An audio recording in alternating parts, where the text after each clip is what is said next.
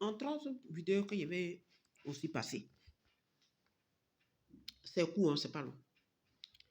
Je vois les gens qui disent oui, même chose, hein, qui disent oui, j'ai vu le pasteur, il est venu me sauver en rêve. Il peut être un sorcier, il peut être un magicien.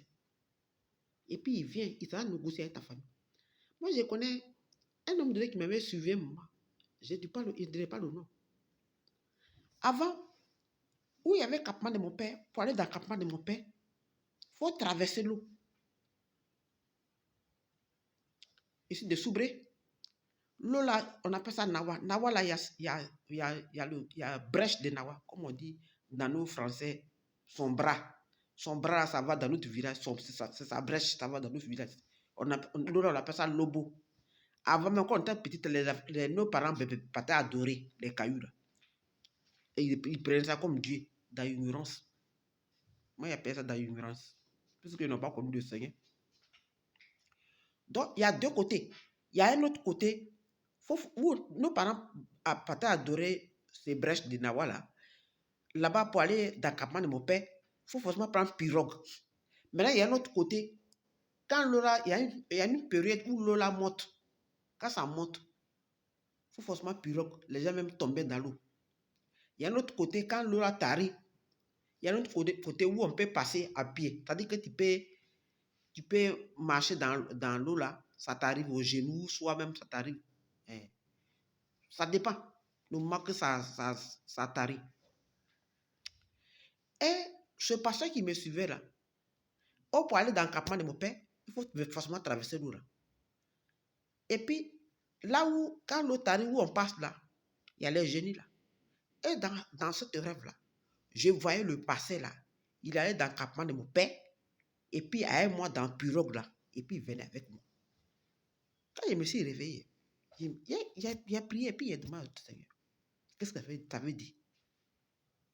Et cet esprit me disait comme ça. Ce pasteur-là, vous pensez que c'est un pasteur. C'est un sorcier, il n'est pas pasteur. Bien, mais faites attention. Il y a les sorciers qui sont devenus les pasteurs, qui sont devenus maintenant les bishops, les prophètes. Et mon deuxième message dans ma deuxième vidéo là, il y a les gens qui se lèvent de n'importe comment. Et puis ils ont construit les maisons de Ophérin. Comme Dieu a dit, celui qui nuit les veuves et les orphelins, donc ils prennent ça.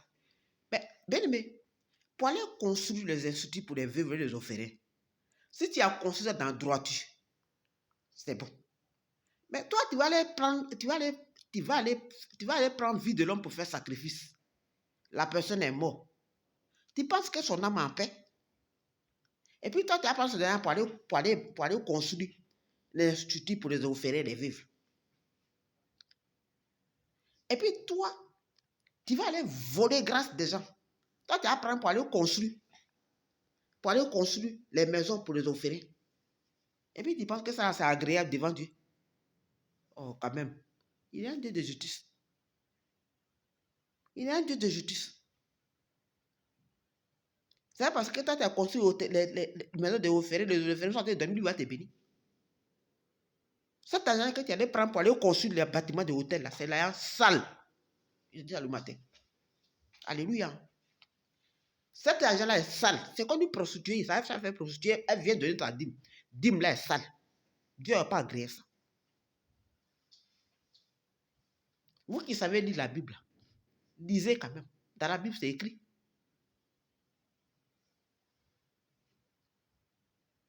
Abel et Caïn. Pourquoi Dieu a béni l'autre puis il n'a pas béni l'autre? Si son offrande n'était pas, si c'était propre là, pourquoi il a laissé? Toi, tu allais tuer quelqu'un, tu l'as bâti. Tu vas aller construire une maison pour les orphelins. Toi, tu allais voler grâce des gens. Tu vas aller construire une maison pour les orphelins. Parce qu'on a dit que oui, celui qui aide les orphelins, Dieu les bénit. C'est pour ça que tu allais prendre la salle là pour aller. Et puis, c'est ça. Et puis, aujourd'hui, là même là, c'est si ça, les magiciens, ils comptent ça. Et puis, la 100%, ceux qui se vont faire offrande pour les choses là, la majorité, ce sont les sorciers puis les magiciens. Parce que c'est ça, ils regardent et puis ils tuent les gens. Toi, tu allais tuer maman de quelqu'un. Et puis, toi, tu vas aller tu vas aller faire cadeau aux orphelins. Pendant ce temps que ces enfants sont en train de pleurer, un jeune qui est jeune, son premier enfant même n'a pas vu son père grandir. Premier enfant n'a pas vu son père grandir. Il va souffrir avec sa maman. Tu vas même pas lui donner 5 francs là-bas. Mais toi, tu l'as pris pour faire sacrifice. Rien que toi, tu vas avoir l'argent. On t'a dit que lui, elle a chauffé. On t'a dit que lui, elle a construit une maison. On t'a dit que lui, elle a des voitures. On t'a dit qu'elle a ça. Mais tu as pris le petit là. Le petit qui vient te naître là. Tu as pris son père pour aller faire sacrifice. Et puis toi, tu es bien. Par exemple, la pauvre femme a été souffrir avec l'enfant là-bas. Même si tu t'occupes de l'enfant même là, Dieu n'est pas agréable ça. Parce que c'est un péché que tu as fait. Parce que ce que tu as connu, ce n'est pas bon devant Dieu. C'est l'homme qui a tué pour avoir ces finances-là. C'est maman de quelqu'un qui a tué pour avoir voiture chauffée. Toi, tu as l'argent, tu manges bien avec tes enfants. Ces enfants sont en train de souffrir encore. Tu ne peux même pas t'occuper de eux. Quand Dieu a appelé Abraham pour dire à Abraham, avoir ton service unique, donne-moi un sacrifice là. Qu'est-ce que Dieu a fait? Aujourd'hui, vous les magiciens, vous n'avez plus maintenant pour faire maintenant votre chose, parole. Vous allez prendre vie des gens pour sacrifier n'importe comment pour avoir l'argent. Vous allez vendre l'esprit des gens pour avoir l'argent. Répentez-vous. C'est l'heure de se repentir.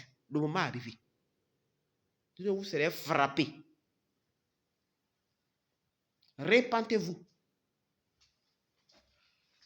Cet argent-là est sale. Si tu veux avoir chauffeur, tu vas avoir 2 chauffeurs. Cet argent-là est sale. Parce que c'est la vie de quelqu'un qui t'a mis en jeu pour avoir l'argent. C'est la vie de quelqu'un qui t'a mis en jeu pour avoir chauffeur, pour avoir tout.